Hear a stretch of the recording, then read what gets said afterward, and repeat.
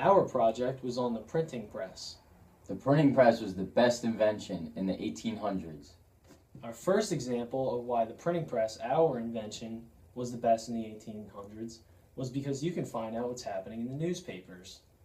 For example, stuff about the president, any changes to the laws. You can learn about the current events, what's going around the United States right now in the 1800s. Another example of why the printing press is the best invention in the 1800s is because books were published. For example, you can now have the educational books. People can start learning. They can learn their math. They can learn their reading, their writing skills. For example, like this dictionary, people can now read words, build their vocabulary. As well as history. You can learn about history because the printing press made it easy to print multiple copies. Also, entertainment, such as this Harry Potter book or Pokemon Mystery Dungeon Guide. Another reason why the printing press is the best invention of the 1800s is because of the publishment of the Bible. People can now practice their religious faith.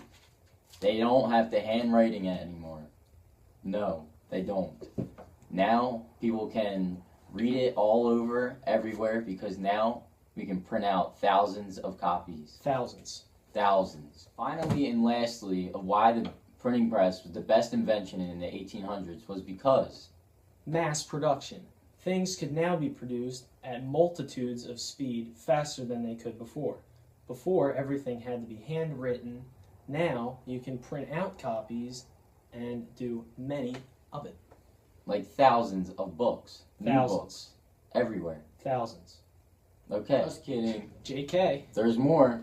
You see why the printing press was so important in the 1800s is because we still use it today.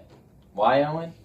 Because most people still use it in school for assignments. Whenever they have a homework assignment, sometimes they will have to type it up. Or teachers use it in school to print out assignments to give to the students that they will then do for homework. Like test or quizzes, exams. Maybe. You know. Maybe. Just maybe.